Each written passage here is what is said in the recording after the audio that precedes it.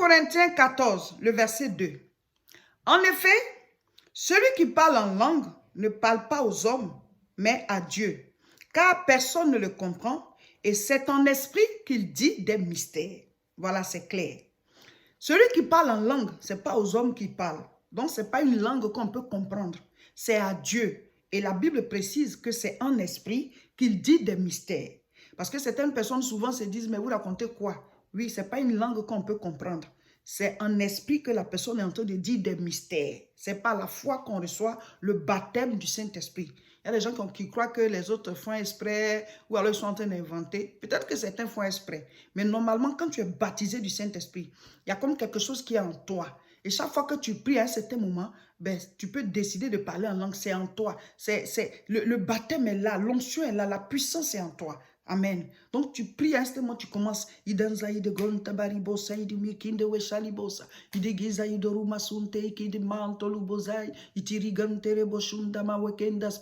parles à Dieu, tu dis des mystères.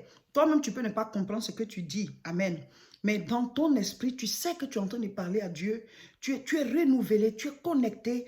Tu sens que ça te fait du bien. Le Saint-Esprit prie à travers toi. Parce que souvent, on ne sait pas ce qu'il faut réellement demander. Amen. Mais c'est le Seigneur qui parle à travers nous. Je vais prendre un autre passage biblique pour vous expliquer encore. Romains chapitre 8, du verset 26 au verset 27. De même aussi, l'Esprit nous aide dans notre faiblesse, car nous ne savons pas ce qu'il convient de demander dans les prières. Mais l'Esprit lui-même intercède par des soupirs inexprimables. Et celui qui sonde les cœurs connaît la pensée de l'Esprit, parce que c'est selon Dieu qu'il intercède en faveur des saints. Voilà. Donc, il y a des paroles qu'on ne peut pas exprimer. Donc, quand tu es en train de parler en langue, ou même au fond de toi, souvent tu peux même pas ouvrir la bouche, mais au fond de toi, tu pries en langue. Des soupirs inexprimables. Donc, celui qui entend, il se dit, bon, ce sont des paroles qu'on ne peut pas exprimer, c'est quoi ça? Mais la Bible dit, parce que dans nos faiblesses, on ne sait pas ce qu'il faut demander à Dieu. Donc, le Saint-Esprit utilise notre langue pour prier pour nous. Il prie à travers nous. C'est pour cela que le baptême du Saint-Esprit, là, celui qui parle en langue, c'est celui qui a reçu le baptême du Saint-Esprit. Amen. Donc, quand quelqu'un prie en langue, celui qui est à côté ne comprend pas, il pense que c'est des histoires ou bien il joue. Mais la Bible dit, Dieu prie à travers lui. Voilà. Le Saint-Esprit qui connaît les choses de Dieu et Dieu aussi connaît les choses de l'Esprit. Donc, le Saint-Esprit prie à travers la personne. Donc, mes frères, mes sœurs, vous devez aspirer au baptême du Saint-Esprit. Il y a des gens aussi qui ont reçu le baptême du Saint-Esprit, mais qui sont allés vivre encore dans le péché et tout ça. Donc, ça fait que, même ils continuent de parler en langue, mais il n'y a pas de force. C'est comme, tu vois, c'est un tonneau vide en fait. Quand tu as reçu le baptême du Saint-Esprit, là, je ne dis pas que maintenant, attention, si tu pêches, un coup il s'en va comme voilà. Non, non. Il peut t'arriver de pécher, c'est-à-dire tu as menti, tu as dit quelque chose qui n'est pas bon, mais tu te rends compte que ce n'est pas bon, tu te repens et demain tu ne le fais plus. Il y a des gens qui vivent dans le péché. Si tu vis dans le péché, tu n'appartiens pas à Dieu, hein, parce qu'on doit encore te sauver. Il peut t'arriver de pécher dans ta croissance, voilà. Tu te repens et tu te lèves et tu continues. Il y a des gens, quand ils pêchent même, ils s'en veulent tellement, comme si, voilà, ils veulent même se tuer. Non. Tu te repens et demain, tu dis, bon, comment j'avais fait, puis j'avais fait ça, je ne veux plus faire. Tu grandis en fait. Donc, quand tu as reçu le baptême du Saint-Esprit, là, tu dois continuer de grandir, tu dois continuer de croître, mais t'installer, même vivre dans le péché, puis tu prends plaisir à ça. Même le parler en langue, tu vas parler, mais ça sera vide. Ça ne va pas produire quelque chose parce que tu es baptisé du Saint-Esprit, mais tu vis dans le péché. Donc, il n'y a pas de puissance dans ton parler en langue. Sinon, normalement, quand tu as reçu le baptême du Saint-Esprit, ça te sert pour les combats spirituels, ça te sert quand tu pries. En tout cas, c'est une langue de feu. Voilà. Mais si tu as reçu le baptême du Saint-Esprit, puis tu vis dans le péché, ça n'a pas de puissance. Tu pries en langue, c'est juste comme ça, des cymbales qui retentissent, ça ne fait rien. Amen. C'est une langue de feu que Dieu nous donne pour qu'on puisse prier, pour que dans les combats spirituels, on puisse utiliser cela. Même souvent en rêve, voilà, tu as des attaques ou bien quelque chose se passe, mais au milieu de ton rêve là-bas, là, tu commences à parler en langue quand tu es baptisé du Saint-Esprit. Quand tu es baptisé du Saint-Esprit, tu commences à parler en langue parce que c'est une langue de feu. Alléluia. Donc mes frères, mes soeurs, on va faire la séance ce soir en ligne. Il faut suivre. Et même si, voilà, ce soir, tu n'as pas pu suivre pour quelque raison que ce soit, toi-même, tu peux demander le baptême du Saint-Esprit au Seigneur.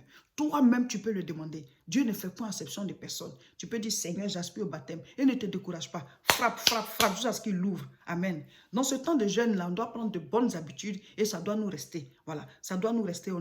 Voilà, il reste que 2 jours pour finir notre temps de jeûne et prière. On est au 19e jour aujourd'hui. Mes frères, mes soeurs, toutes les bonnes habitudes, toutes les clés qu'on a découvertes là, il faut qu'on les applique. Il faut que ça reste dans notre vie. La maintenance spirituelle pour que chaque porte s'ouvre devant nous, s'ouvre devant nous, s'ouvre devant nous. Amen. Donc, priez, dites au Seigneur, je veux que tu me baptises du Saint-Esprit. Et si tu es déjà baptisé, dis au Seigneur, renouvelle-moi de l'Esprit. Aujourd'hui, vendredi 21 mai 2021, nous sommes au 19e jour de notre temps de jeûne et prière et nous allons allègrement vers la fin. Souvenez-vous que ce soir, nous allons faire un temps de baptême dans l'Esprit en ligne. Baptême du Saint-Esprit en ligne. Donc, c'est à partir de 22 h. C'est sur nos 2 chaînes. Sur YouTube, c'est La Moisson TV et sur Facebook, c'est Réseau International Richesse. Mon frère, ma soeur, il y a des choses qu'on ne rate pas. Il y a des rendez-vous auxquels il faut être. Voilà, il faut être là. Donc, il faut voir à quelle heure ce sera chez toi. 22 h de France et tu vas te connecter. Nous allons prier. C'est Jésus qui baptise. C'est Jésus qui baptise de l'Esprit. Et nous allons lire Luc chapitre 3. Je vais lire à partir du verset 16. Il a dit à tous, moi je vous baptise d'eau, mais il vient celui qui est plus puissant que moi. Je ne suis pas digne de délier la courroie de ses souliers. Lui, il vous baptisera du Saint-Esprit et de feu. Voilà. C'est Jean-Baptiste qui parle ici. Il présente le Seigneur Jésus-Christ. Souvenez-vous que c'est lui qui a dit, voilà, c'est lui qui a dit, voici l'agneau de Dieu qui ôte le péché du monde. Jean chapitre 1, verset 29. Ici, il précise que Jésus-Christ est supérieur à lui. C'est vrai que lui, il a commencé le ministère avant Jésus, mais Jésus est son supérieur et qui n'est pas digne de délier même, voilà, ouvrir les souliers du Seigneur, voilà, enlever ses lacets, il n'est même pas digne de le faire. Il dit que lui, il baptise d'eau, mais que Jésus-Christ, lui, il baptise du Saint-Esprit et de feu. C'est pareil, baptême de feu, baptême du Saint-Esprit. Amen. Donc, mon frère, ma soeur, nous disons que nous allons faire une séance de baptême dans l'Esprit.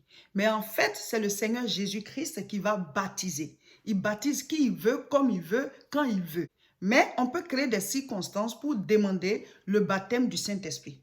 Parce que les apôtres dans la chambre haute, ils étaient en prière, même pendant 10 jours, en train de prier.